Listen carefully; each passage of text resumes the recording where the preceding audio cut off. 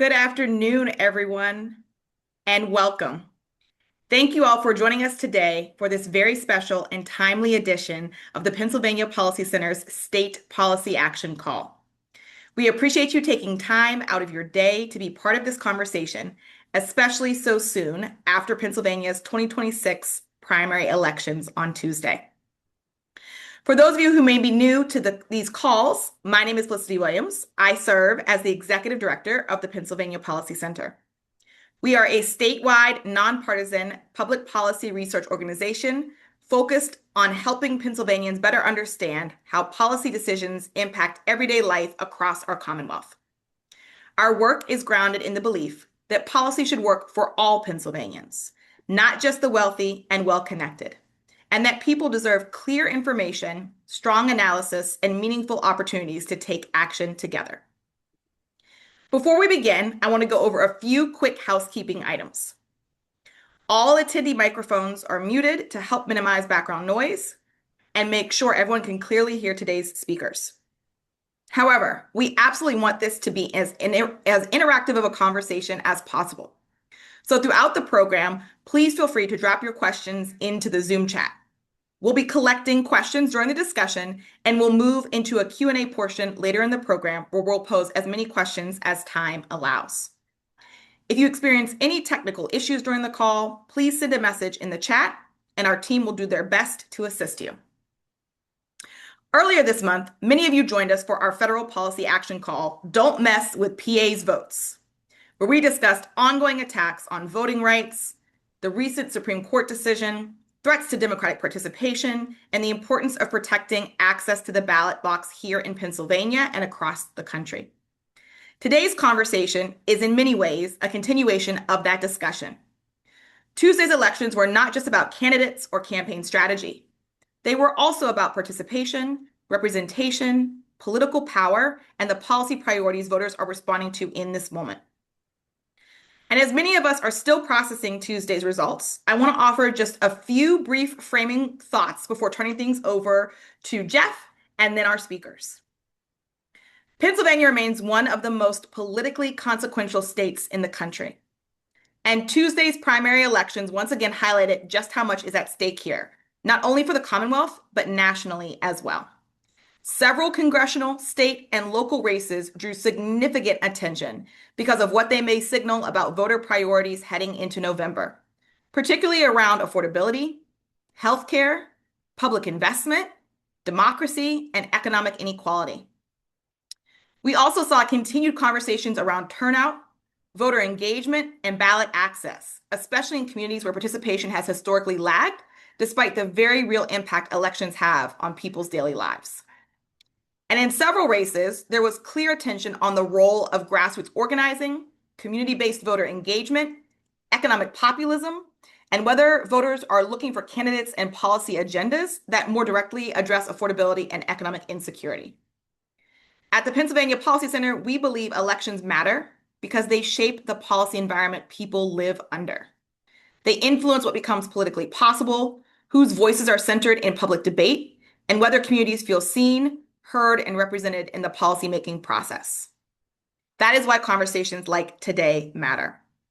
Our goal is to better understand what these results may tell us about the current political landscape, the policy issues motivating voters, and the opportunities and challenges advocates, organizers, research, and communities may face moving forward. We are very fortunate to be joined by an incredible group of leaders working at the intersection of policy, democracy, communications, and civic engagement. I don't know about you, but I'm really looking forward to learning from today's discussion and grateful to all of you for being a part of it. With that, I'm going to turn things over to Jeff to introduce our speakers and get us rolling. Thanks so much, Felicity, and thank you to all of you for joining us here today. We are really excited, and I do think this is going to be a very fun and enlightening conversation. This is a little bit more open-ended and a little bit more freewheeling than we do sometimes, but we always try to have that in all of our meetings. But keep in mind, polls closed less than 48 hours ago. So if you're looking for like really in-depth micro-analysis, precinct, district level data, that's probably not going to be, but you'll probably get some really good helpful information. I know some of our partners here have really taken a close look pretty quickly at this, and we'll be doing this.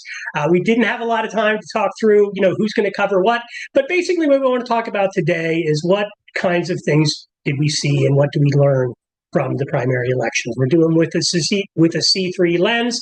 We want to look at things like, what was it like at the polling places? Were there any problems with election administration? And we want to look at things like, how did voter turnout impact the results in different places? And what are some of the things that we can look forward to in the months ahead in terms of policy advocacy? And then, when we head into the fall, what's that going to look like as we move into that direction? So we put together a panel of excellent speakers here. I'm going to introduce them. These are some of the folks who are leading advocacy efforts across Pennsylvania and efforts to protect and expand voting rights. I'm going to go through the speakers in the order that we're going to hear from them, and then we'll go to each one of them for some remarks and comments, and from each one we'll go to the next. If you have a question, write it in the chat. I'm going to be fielding those. When we've heard from all four of our guests, then I will be posing those questions to them, and we will get to as many as we possibly can. We'll be wrapping up definitely by 2 p.m., but we are excited to be here today. Our speakers. First up, we're going to be hearing from Darwin Paz, the Deputy Executive Director of Commonwealth Communications, which is based in Harrisburg, Pennsylvania. We're going to go then to Amy Widestrom, Executive Director of the League of Women Voters of Pennsylvania. Following Amy, then Kadida Kenner, our friend and colleague at the New Pennsylvania Project, where she is the Chief Executive Officer. And then we're going to hear from my colleague here at the Pennsylvania Policy Center, Susan Gobreski, our Senior Advisor. And as I said, we'll hear from each of them. We'll take questions. Go ahead, Darwin. Kick us off.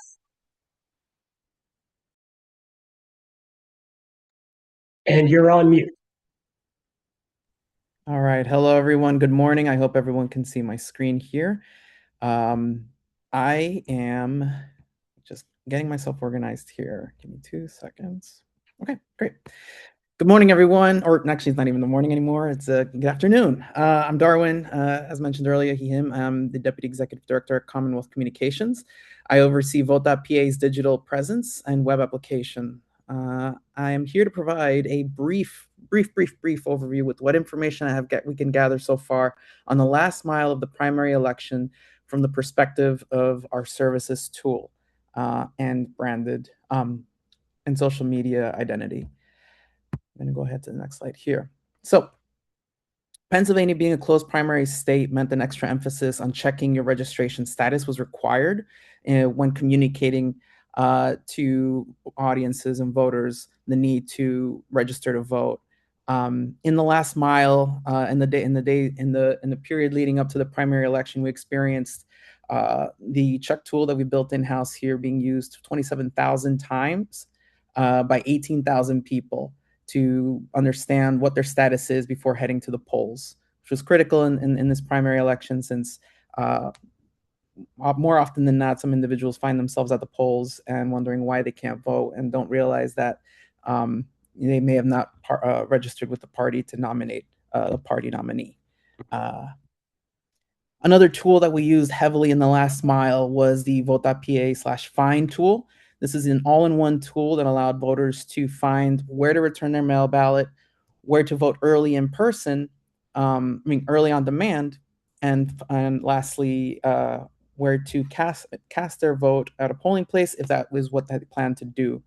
This tool, the Vote.pa/return and early voting tool, is a crowdsourced tool that's that data is gathered from volunteers on a regular basis on the days leading up to the election. These individuals cross-reference the information that they gather from counties and provide the data that we feature on the site. And then lastly, the polling place information is pulled from Google Civic API. This would not be possible without the support from our Promote the Vote volunteers, who were feeding data to the site twice a week through Election Day. A team of 10 volunteers poured more than 200 hours reaching out to counties, cross-referencing the information that they captured to ensure that the information that they gathered was accurate. And some of the findings from their work helped inform a lot of voter protection efforts across different voter protection coalitions, helping identify inconsistencies and patterns among Board of Elections throughout all 67 counties. One of the things that were identified in the process was the need for clarification on when early on-demand voting locations are supposed to close in the deadline for it. And through this effort, we identified the need to provide clarification, and we came up to a conclusion that then will help voters, whether they're using Vote.pa or not, and if they're going to the point, if they're going to an actual in-person location, help them as well. So all in all, Vote.pa/fine, this tool was used 17.7 thousand times by 10,000 people in the days leading up to the election. And in the research also done here, even help people that didn't even use the site. So our services were used more than 235,000 times in the lead up to election day by 125,000 people. And I want to provide an emphasis here that this tool is open to anyone to use in any way that they feel fit. You could direct anyone there, whether you're a Republican candidate or a progressive candidate or an independent candidate. This tool is open to all Pennsylvania voters to use.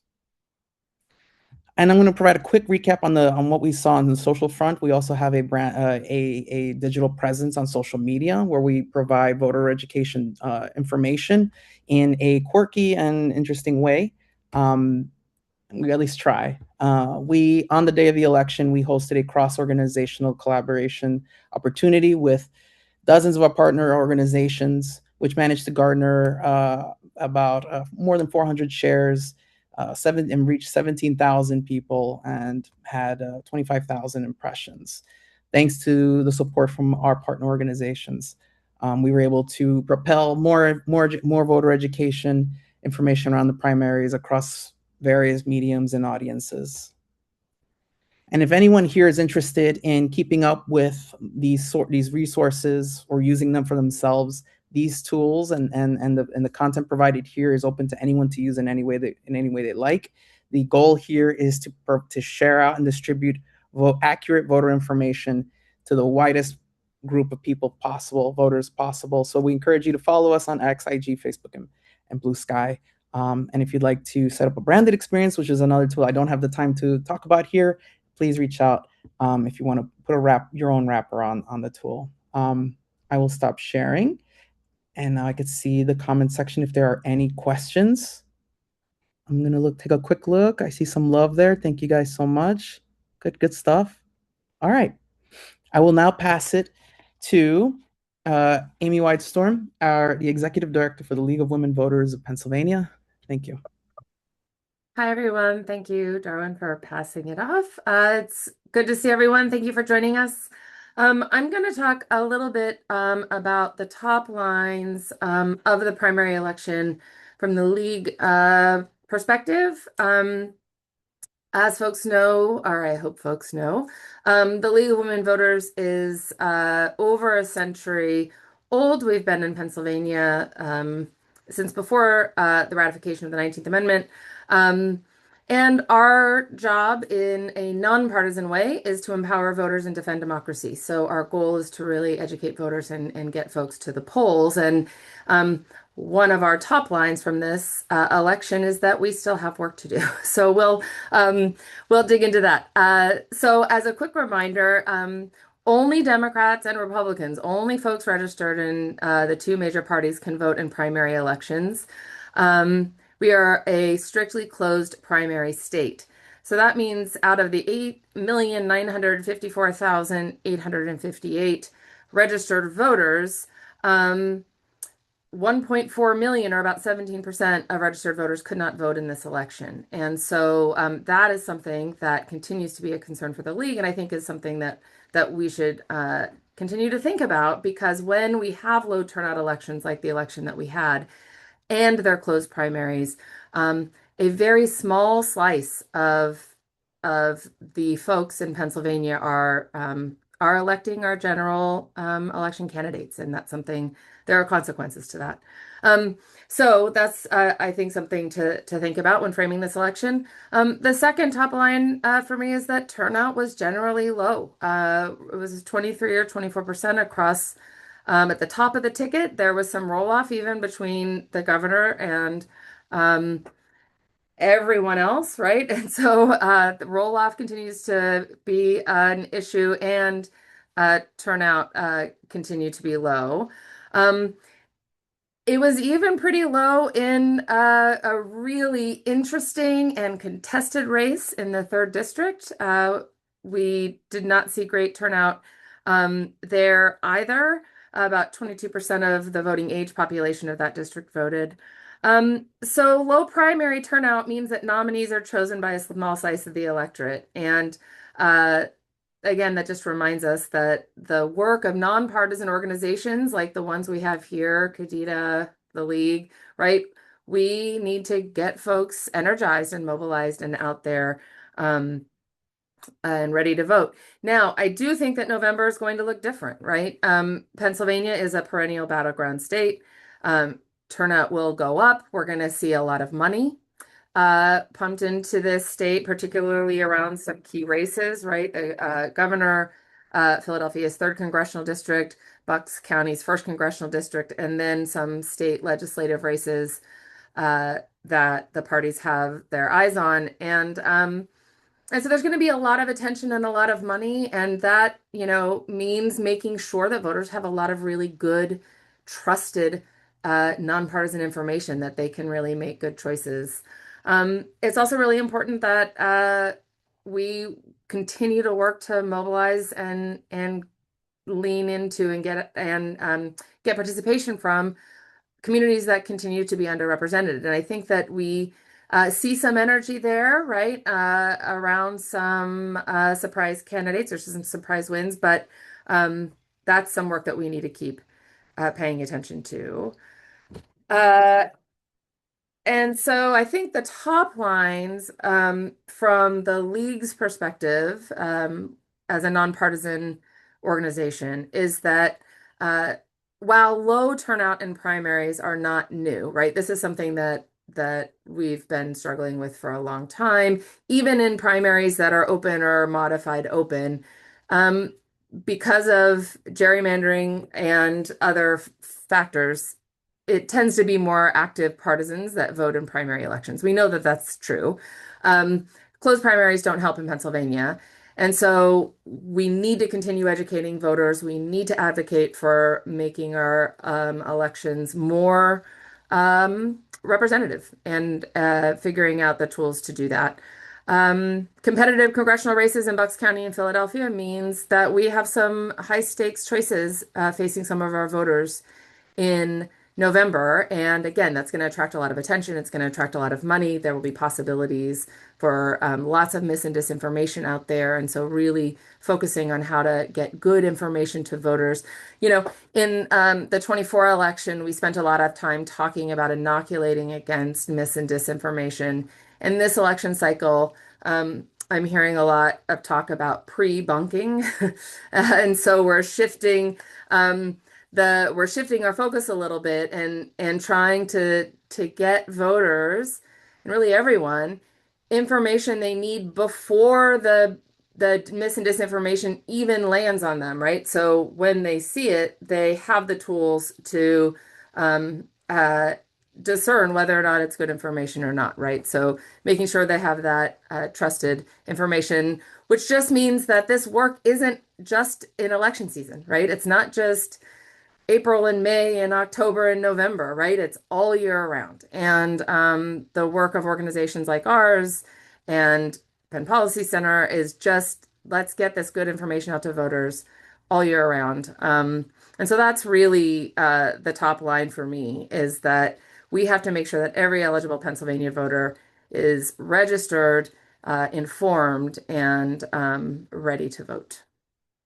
And I will pass it off to Kadida. Thanks, Amy. Good afternoon, everybody. Thanks for being on this call. Happy to be here. Thank you for the invitation, Penn Policy Center. All right, so New Pennsylvania Project, we're a voting rights organization, and we center any community who needed a constitutional amendment or an act of Congress in order to cast a ballot.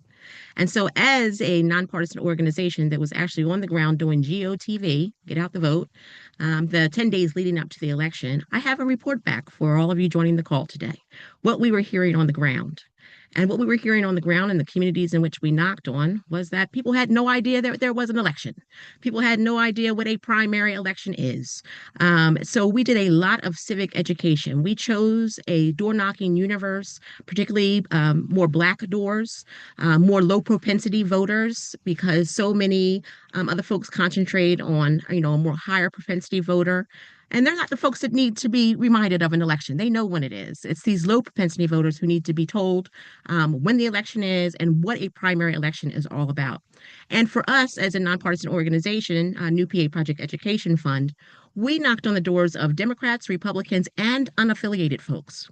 And we chose to knock on the door of unaffiliated folks as well to remind them that they are ineligible to vote for candidates in a primary election, and gave them the civic education about switching to a party ahead of a primary election if they choose, and the ability of changing back to being unaffiliated whenever they choose to do that as well. I thought that was very important for us to do as a nonpartisan organization to encourage turnout, particularly if we're registering new folks to vote. Being the number one reason newer registrants don't vote is because they don't have the information to go do it, and they're not really sure about what is happening. So for us, as a nonpartisan organization, we were very dedicated to having these good civic education conversations. And if we were at the door to see John Doe, but John Doe wasn't home and Jane Doe answered, we were talking to Jane Doe as well. And this is something that does not happen during the general election season. People go there looking for one specific person to turn out to vote and not the entire family. And so for us as a nonpartisan organization, we were there to turn out the entire family and to have that information about where neighborhoods we need to go back to right after this election to ensure we're getting folks registered to vote, as so many doors that we knocked on had unregistered folks behind them. I do have a little bit of early turnout information. It appears, right, because we're, as Amy mentioned, a closed primary state. It looks like factual information to stay nonpartisan on this call. Democrats came out at a 29% turnout rate. Republicans came out at an 18% turnout rate. If you combine the two, it was about a 23% turnout rate in Pennsylvania. And if you add the unaffiliated voters as well, because if they had a ballot referendum question, they were able to vote for those questions on primary election day, we have a combined turnout rate of about 19.5%. So let's talk about how that is problematic for us moving forward. Primary elections is when democracy happens. So many times when we're knocking on doors in October and early November, somebody will say, I'm not in love with either one of these candidates. And the response is, well, who did you vote for in May? Because May is when you had the option to have the candidate of your choosing. And so many talk about electability. And some will say, I didn't vote for this person because I didn't think they'd be able to win the general election. So we have to remind folks about what's happened historically. Many people in 2008 decided not to vote for a certain individual, thinking he'd never be able to win not only the primary, but the general election. And results were very much different than that in 2008. So it's very important to recognize that whoever you want to be representing you on the ballot in November is someone you must vote for in May. The last thing I'll add here, I have a PowerPoint just to show you a couple statistics, because I do formerly come from the Pennsylvania Budget and Policy Center, so numbers matter to me too. So let me share this real fast. And you're going to have to excuse all of my tabs, but this is how I get down. So here we go. You can see this okay, Jeff? I'm looking at your face. All right, here we go. So who is not registered to vote? How many people? Who are they? Right? Population in Pennsylvania, 13 million Pennsylvanians. Of those that are registered to vote, 8.75 million. The voter registration gap is 1.65 million Pennsylvanians are eligible to vote but not registered. 1.65 million Pennsylvanians are eligible to vote but not registered. That number just gets bigger and bigger as we have folks turning 18, people moving into the state, and people falling off of the voter rolls due to inactivity. Why is all this happening? Why are these numbers so high?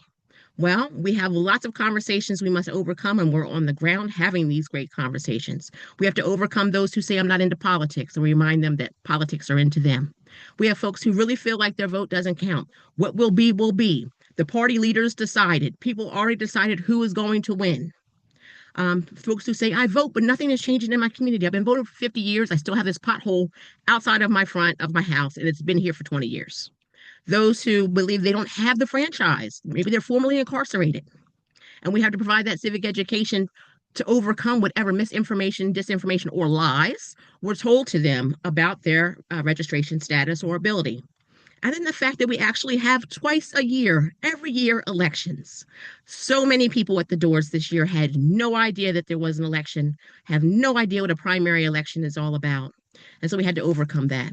Some quick data just to give you all about who it is that is not registered to vote in the Commonwealth of Pennsylvania and why an organization like the New Pennsylvania Project centers, as I said, communities who have historically needed an act of Congress or a constitutional amendment to cast a ballot. And if you see these numbers, it's exactly why our organization exists, because we are knocking on the doors of these folks. 17% of Pennsylvanians, almost 1 in 5, are eligible to vote but not registered. But the biggest numbers of those who are not registered to vote are folks of color. And we look at Black folks at 26% eligible to vote, not registered. Latino, 42% eligible to vote, not registered. Asian American Pacific Islander, 41% eligible to vote, but not registered. And that other unknown number being those with multiple races or indigenous people. And that number is huge because the indigenous population in Pennsylvania is unregistered to vote in this moment. And this is why we center these particular communities. So if we want to get busy and have our call to action today, it is following this Tuesday election. Now we must get to these doors. We must get to these people face to face, and we must have conversations with them to encourage them to join this act of democracy while we still have it. And I can't stress that enough, as we are knocking on doors of communities who have seen their voting rights being gutted by courts and others in the last previous weeks. So I'm just grateful that you all invited the New Pennsylvania Project to join today, just to provide a little data. And I hope that you all will get involved in your local communities and encourage people to get registered to vote. 17% of Pennsylvanians are eligible to vote but not registered. And only 25% of high schoolers of voting age are actually registered to vote. You have 4 grandkids, the odds are only one of your 4 grandkids are registered to vote. Please have conversations in your communities. Thanks for the invitation, Jeff, and everybody. Thanks so much, Kadida. Again, if folks have questions for Kadida or any of our panelists, please put them there in the chat. If you want the question to be directed to a specific panelist, please note that too. We are really excited to kind of wrap up this presentation from our panelists with my colleague, friend, and neighbor here in Northwest Philadelphia, our senior advisor at Pennsylvania Policy Center, Susan Gobreski. Susan. Hi, everyone. Thanks. And just as a quick bit of background, I have spent my career working with issue-based organizations that do both 501c3 and 501c4 work. I currently serve in several capacities, including as a senior advisor at Pennsylvania Policy Center. I'm also on the board of the League of Women Voters. I do some work with Amy. And I'm someone who believes very powerfully in both canvassing, so with much gratitude to Kadida for the work that she and her team do to actually reach out, connect with people. Connecting with people is one of the most powerful things that you can do to engage them. In fact, research shows that you are most likely to have an impact on your circle. So I saw one question in there where somebody said, what can we do? And one of the things that you can do, and I'll talk about some stats first, although some folks covered them, so now I have to jump around on my notes. But one of the things you can do is really start the work of reaching out to the people that you know in your circle. Asking them questions actually engages people. Kadida, I love what Kadida said, like, you don't get into politics, but politics is into you. Whether or not you like it, what you pay at the grocery store, the number of potholes on your street, what happens when you flush your toilet, all affected by politics, let alone things like the social safety net. So here are a few notes, and I know that a lot of folks are discouraged about low turnout, but I want to talk about that for a second. So overall, it looks like turnout was around 24% statewide. In Allegheny and Philadelphia counties, it went up to about 22. In Allegheny, it was 23%. In 2022, statewide turnout was at 28 to 29%. So some of this, I think, reflects some of the conditions that are happening in 2022. It was an open governor's race, as opposed to this year where it's seen as sort of a runaway race. And so that's one. There were lots of races that were uncontested. I think this is one of the things that's worth noting for future primaries.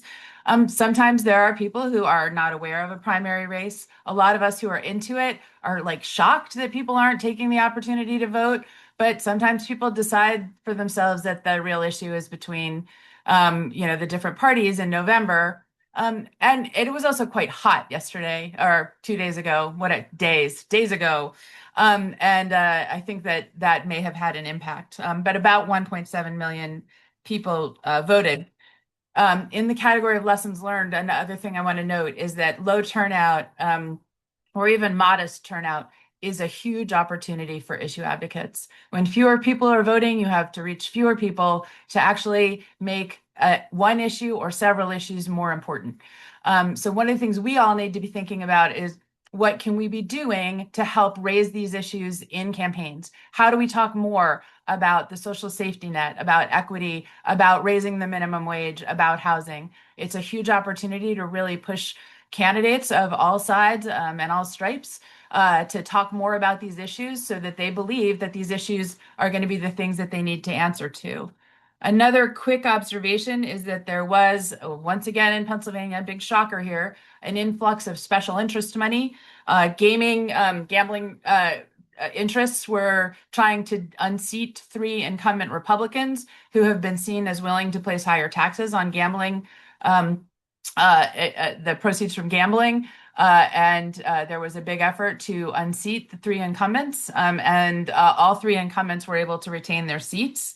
There were a couple of Democratic incumbents who lost their seats in the primary, one of whom was up in the Lehigh Valley, who was actually just recently won a special election, doesn't quite count as a full incumbent. And then Representative Greg Vitale in Delaware County lost his seat after 20 some years, chair of the Environmental Committee. So there are some changes. There was one race that I think has really been decided, but I think they are still doing a quick review in the 148th. That will be a Democrat or a Democrat will win. I'm sorry, it's in the Democratic primary, so it doesn't decide the outcome of the election, but the primary is still pretty close. But I think that it's just out of the margin of, I think the recount, if there's a recount, it will go to the person who's currently in the lead. I do think the registration trends, I did want to add one more thing about registration trends. This is just an observation, not an opinion. That 2 years ago, party switchers were switching from Democrat to Republican at a much higher rate. And this year, the Republican, it's that more people are switching to Democrat. And as I can't remember who noted it, Kadida, Amy, somebody noted independents, they actually can vote in primaries, but only for questions on the ballot. They can't vote for candidates. So some people may be voting for, have switched their registration to be able to vote in the primary. That is another thing you can do to encourage people to have a say. Just for, it's, and one of the things I always like to talk about is, and I saw this a long time ago, can't take any original credit for it, but some people treat elections like a romance, like you really just want to be in love with the candidate. And we really need to treat it more like it's public transportation. You are looking for the bus that gets you the closest to the place you want to go. It's not like, well, if I can't take a bus that takes me to exactly my location, I won't ride at all. Get on the bus that takes you as close as you can to your destination. And again, we need to keep thinking and talking about what is our opportunity to impact the dialogue, because ultimately elections matter because people are making decisions. So we have to elevate the issues. They're going to do what the people they're hearing from ask them to do, whether or not that's big money, party machines, local constituencies that only the people that they've talked to. So if we want more action on minimum wage, housing costs, SNAP benefits at the state and local levels, we need to really figure out more strategies to elevate issues. I'm done. Thank you so much, Susan, and thank you to all of our panelists. We're going to dive right into the questions here, getting to as many as we can before we wrap up at 2 o'clock. We're going to hear from each of our speakers, or at least give them the opportunity before we conclude to give us a few final words. Let's head right into some questions here. We got a lot of questions related to election administration, how to expand democracy, make it easier for folks to be able to cast a ballot. But I'm going to start off with one that gets into a little bit more of what were some of the outcomes of this. And I'm going to pose this to all 4 of our panelists, or if any of them want to answer it, you don't all have to do it. But the question came from Penn out in Western Pennsylvania. The question is, what were some surprising results in specific races? Anybody want to jump in? I'll jump in. I know this is a nonpartisan call, so I'm going to stay as nonpartisan as humanly possible here. And just say there may be some people who are very surprised by the results out of the Philadelphia election there for congressional district number 3. This is, a lot of people talked early on about, it's the person who has the most money is going to get the win. The person who has the most support, or the machine is behind them, is going to get the win. And I think what happened in Philadelphia shows that a grassroots movement led by organizations that can be nonpartisan throughout the year, and others can actually do a lot of good for a candidate who may not have the support of a political party or machine to get a win. I wouldn't say there's any shocks behind Congressional District 1 too much, or 10, for that, to say that out loud. But yeah, I think that Philadelphia shocked a lot of people about that one. And there's a few others. And so I'll leave the mic for someone else that has any.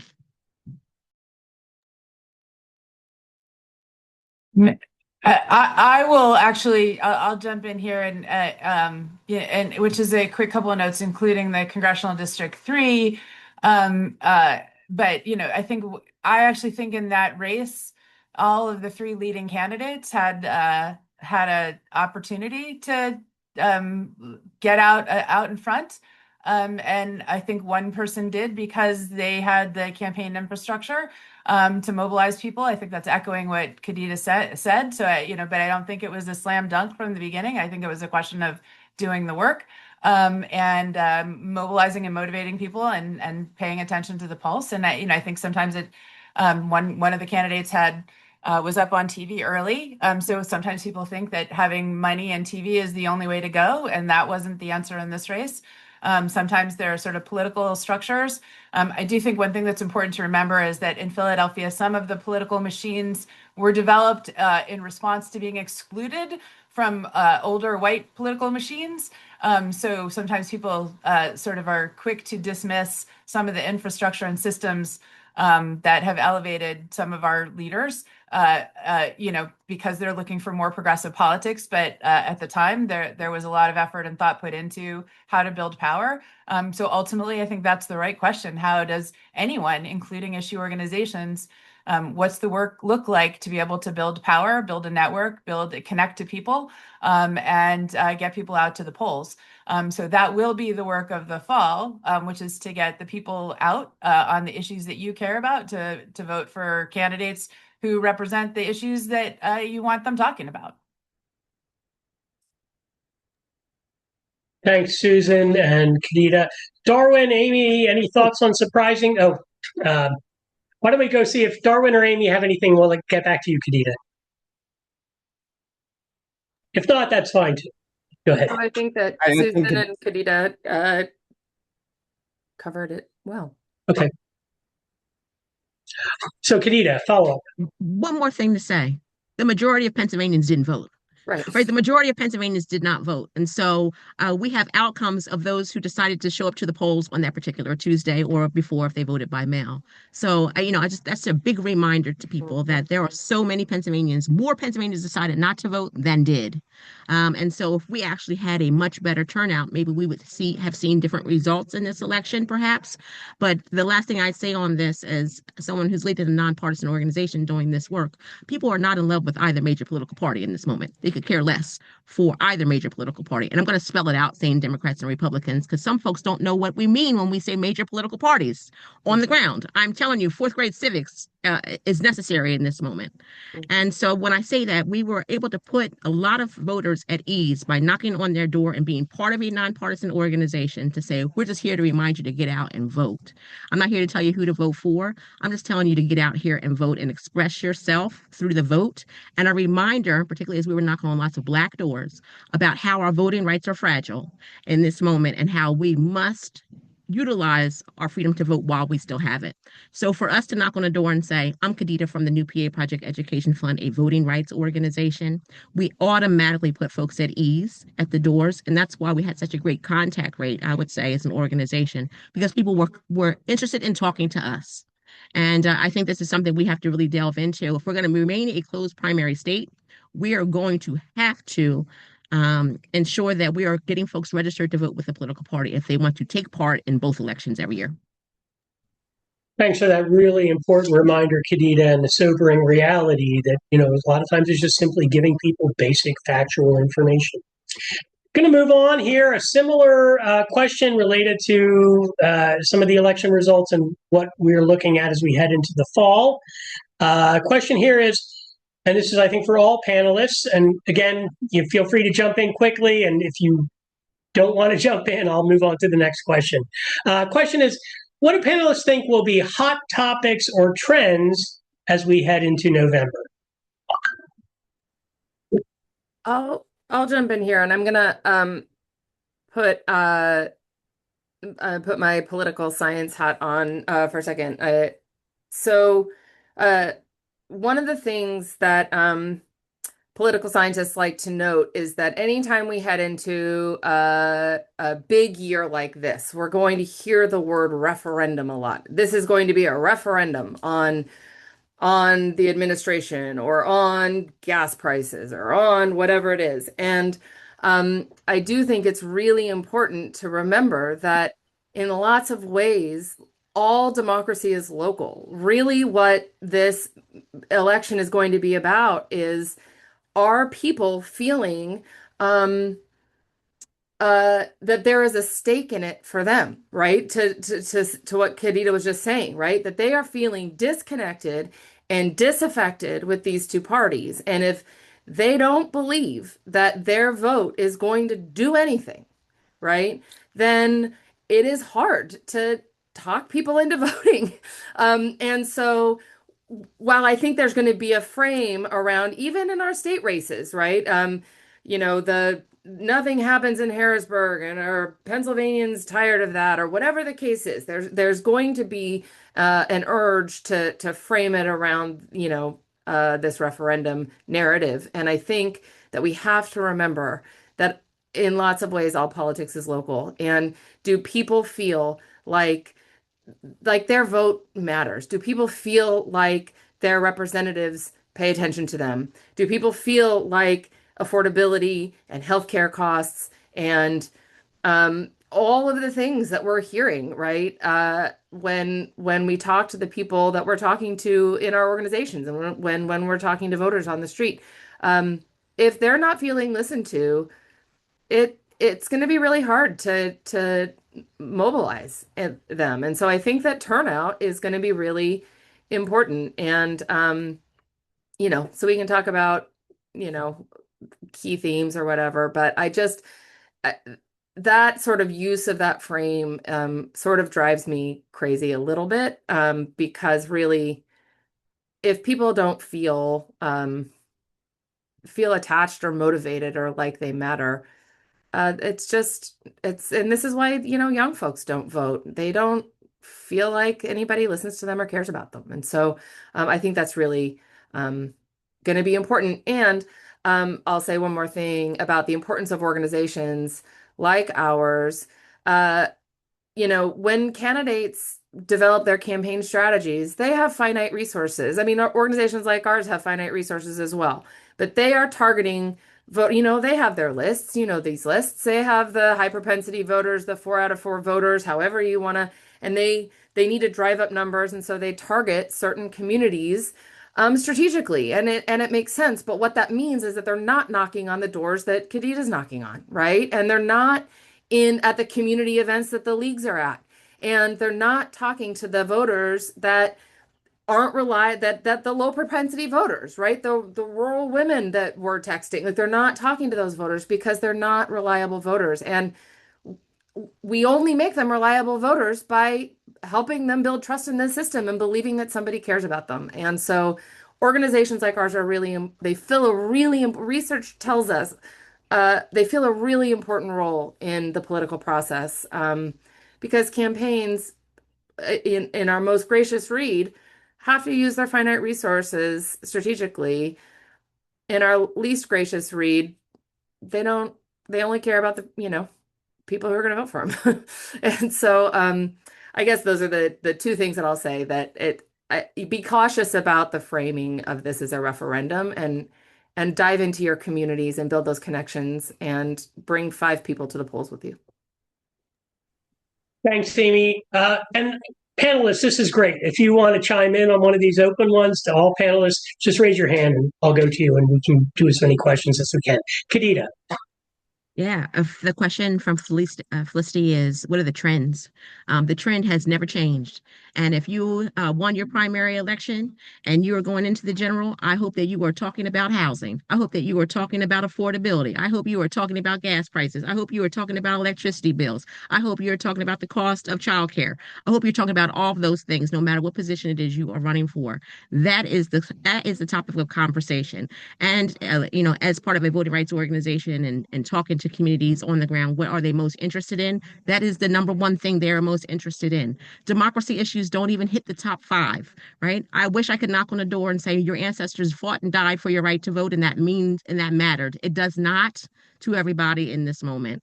And so we must be talking about the issues that are actually going to move somebody to the polls. We may think it's the issues that maybe our organizations are more focused on, but it is not. It's a hard pill to swallow to hear someone say, I couldn't care less about John Lewis, right? I want to freak out on the ground, but I can't.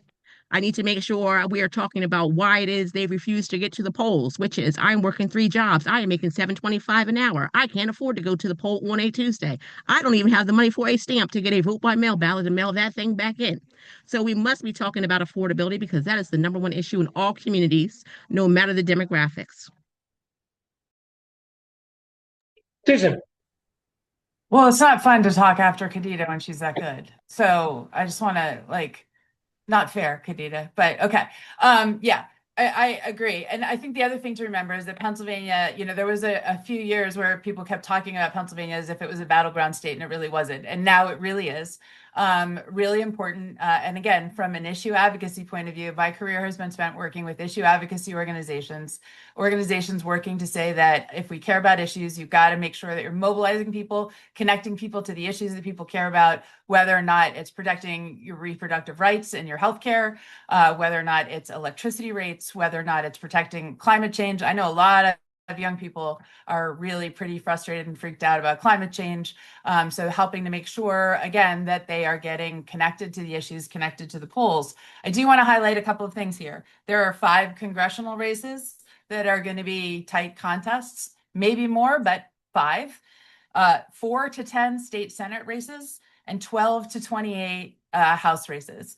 All of those present opportunities for issue advocates. All of those create an opportunity to get in there and say, let's make this issue not about party insiders, but about what happens around our electricity rates, around whether or not our water is clean, around whether or not people can afford an apartment, whether or not people can take off paid sick time when their kid is sick, whether or not they have to work 2 or 3 jobs to be able to pay the bills, whether or not they're going to be penalized from work and their pay if they have to go pick up their sick kid. So how strong our schools are doing. A key issue that's coming up in the state budget fight is going to be how much money is allocated for education again. A lot of folks in this coalition here have been doing work for years, both to lay the groundwork to mobilize people around getting a fair funding formula and then to make sure we have the funding for it. But I will say that this budget may not be as high profile as some of the others. And so we actually need all of you to plan to be engaged in the work that we're going to be doing around the state budget so that we can help make sure that we are moving people and that legislators are hearing about these issues, not just when it's election time, but between elections. That's one of the things that impacts the most. And there is an old saying that if the people lead, the leaders will follow. It is really important to make sure that we hold on to that and that we hold on to each other.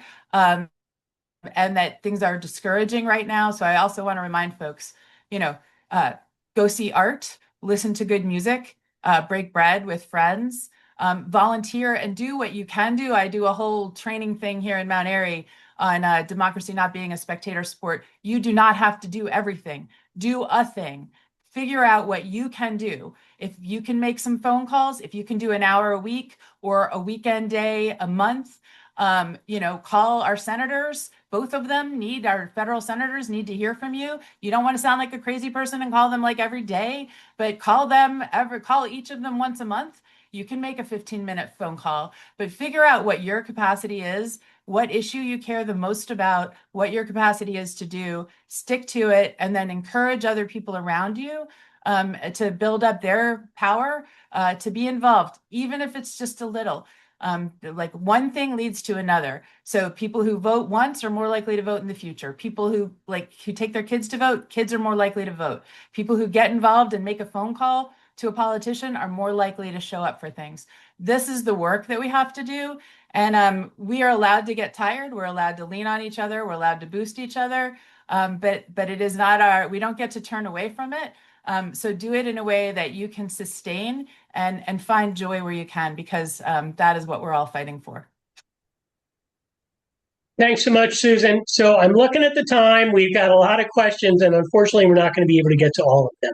So I'm going to try to get one more question in, combining two questions, and then we're going to go for some final thoughts from our panelists. So this is an interesting one, talking about getting people more excited, feeling like they've got more input into our elections.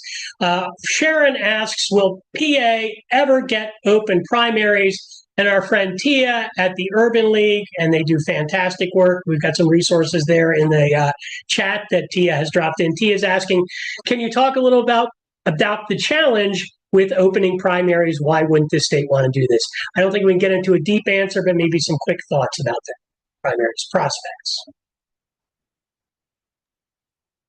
Well, I can give a little, again, for those who don't know me, my background, I was a political science professor for 15 years, so I tend to default to the history and background of this. Primary elections came out of the progressive era, state by state, when folks wanted to wrest control away from political parties.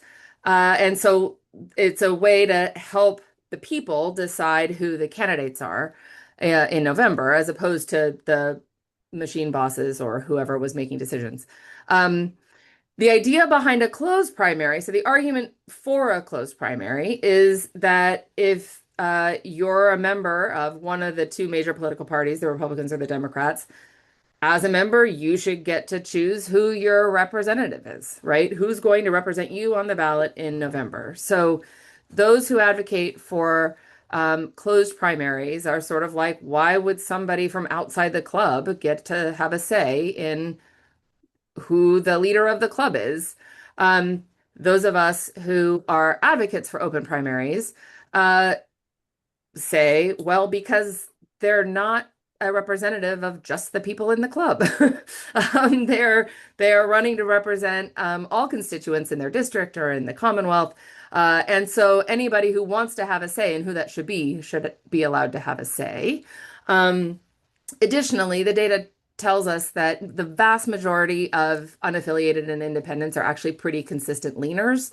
And so we're actually just keeping people who would probably pretty regularly vote one way or the other from voting in those parties. So the parties should want these voters to be able to vote for them. But historically, that's the reason why we have primaries and why they've been closed. But again, these are representatives of all Pennsylvanians or all constituents in the district. And that's the reason why the league advocates to open primaries. And there is some shifting happening around that. Some folks have posted that Governor Shapiro said it's time to open primaries. There's some bipartisan support for it, but there's also some pretty powerful folks in Harrisburg who aren't interested in it. And so this is where grassroots advocacy is really important, right? And so this is, show up in their district offices, send emails, make phone calls, key pressure points from constituents are really, it's really important to email, call, write, whatever you feel comfortable with doing. Folks in Harrisburg to make it clear that this is what you want, if that's what you want. If they're not hearing from us, right, most elected officials take silence as consent. And so if they're not hearing from you, they have no reason to believe that you're unhappy, right? And so it's right now is a good time. There's some momentum. So I would say make phone calls, write emails, send letters. Thanks, Amy. And that's a really helpful way as we sort of segue here to the close, looking at the time. I want to give the three other panelists here, I'm going to say aim for about 20, 30 seconds for just a final pep talk for everybody here in the room. Let's go to you first, Kadida. All right. Thank you, Jeff. All right, this is it. So we have a couple months left until the general election. And so what I ask is, it's great that you're registered to vote, even greater that you're voting. The next best thing to what Amy was discussing was agency, is to reach out to elected officials that you help to put into office and make your demands and let them know what it is that you want them to do, because they promised you a lot of things when they asked you for their vote. And holding elected officials accountable for the promises they make us is the next best thing we can do following an election. So please, I encourage you, groundswell public opinion, 3 people showing up in the legislator's office, same day, talking about the same issue. They must take action. So I just encourage you all to get your groups together, get your crew, show up at an office and get to work. Thanks so much, Kadida. Susan. Thanks. I said what I had to say, which is figure out what makes sense for you to do for yourself. Figure out what your ability between now and November is to advocate for the issues. Find a couple of people. Your brother-in-law, he probably tells you he's going to vote, talk to him, ask people questions, why, help them get connected to their personal intrinsic motivation, and see how they're affected and why it matters to get involved. And when you get discouraged, reach out to someone, get a boost. Because we need to be the leaders that we're looking for and have this impact, be involved in the budget fight. One other ask is that avoid running down taxes, avoid being like, oh my God, taxes or whatever. We need to have the revenue to pay for the society we want to live in. I saw a great post the other day about someone from Denmark saying, we're not paying like a socialist thing. We're just better at math. I pay for this much in taxes and I get all these things. Everything's included. It's like an all-inclusive resort. You guys are paying on an a la carte basis and you're getting screwed. We're just better at math. And I thought that was hilarious. So make sure that we keep talking about what society is for and how we want to live and help other people believe in the process. And that is the path to the place that we want to live in. Thanks, Susan. We're going to go to you in just a second, Darwin, for the last word of the meeting. But I do want to note for folks, follow Pennsylvania Policy Center on social media. That's there in the chat. 2 weeks from today, 1 o'clock, we'll be here on Zoom talking about federal policy issues and things that we want to do in June. Thank you to all of you for joining us here. Thank you to our panelists, to Susan, to Amy, to Kadida, to Darwin, who we're going to hear from in just a second. My colleagues here at Pennsylvania Policy Center, our Executive Director, Felicity Williams, Adrian, Kirsten, Laura, the other folks on our team who've helped out so much with today's meeting. And Darwin, final word of the meeting. Thank you for the opportunity. I think building off what Kadida said, remind voters that they have the agency to change their lives. And right now, one of the most powerful tools that we have in our box is their discontent with their wallets, with the grocery prices, with fuel prices. And I think it's up to us to convert that discontent into action. And that action could just be 5 minutes checking the registration status or 5 minutes updating it and getting registered to vote. And we just need to remind people that it could be that simple and they could have a real impact in their lives. So that is all. And thank you all for the opportunity.